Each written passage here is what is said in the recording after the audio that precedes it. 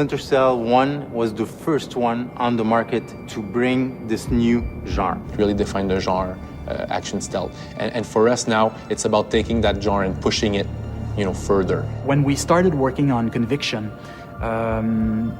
we approached it with a lot of respect because Splinter Cell is a huge brand. I love the old Splinter Cells, but it was time to kind of do something new.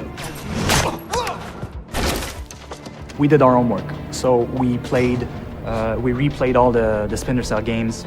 We played all the other games in the genre. As I was playing them, I found them to be a lot frustrating. I didn't feel like the guy that I was supposed to be. In reality, that kind of fantasy of playing like this kind of stealth agent, if you're spotted, it shouldn't be like mission failure, Like it should just be that kind of next step of the evolution of the action. With Conviction, we brought this new layer of action.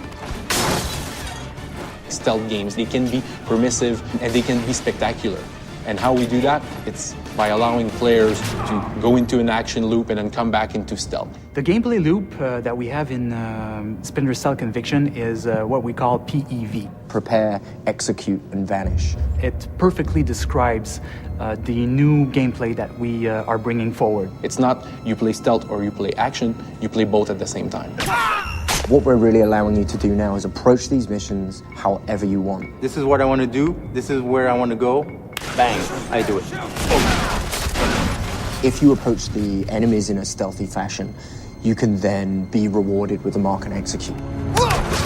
Mark and Execute is a new gameplay system that we've created for Splinter Cell.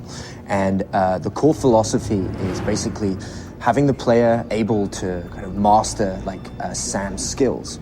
Like you have classic scenes in movies when people breach a room, pull the pistol out, bang, bang, bang, 3 shots will kill 3 guys. We want the player to be able to experience that kind of thing. Basically, when you're in the shadows, you can observe the enemy and prepare your plan or your tactic. You have a look around, see which enemies you want to target, bang, click the right bumper, Mark appears on his head, go for the next guy, Mark appears on his head, and then at any time you want, when you're in the right position, press Y, and then you'll unleash like a barrage of bullets at these guys. You can even mark lights, all different objects. Being able to orchestrate the battle, being able to orchestrate the attack in a very feral predator way that just makes this game amazing. Everyone is still finding new and cool ways to use Mark and Execute. We're doing it fast because we want you to feel like a predator, like a panther. You got Sam moving in such a way that he never moved before. He's just doing moves that are just powerful. You get seen by the enemies, they start shooting at you, they start engaging you.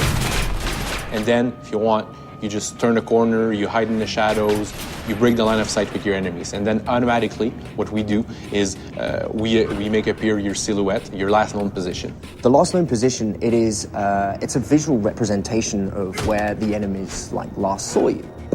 Like a figure of you will appear there, like a ghostly kind of figure.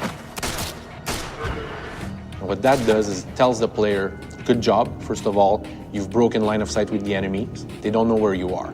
But also what it does is that it tells you that the enemy is going to concentrate on that last known position. So you know where they're going, you know where they're looking.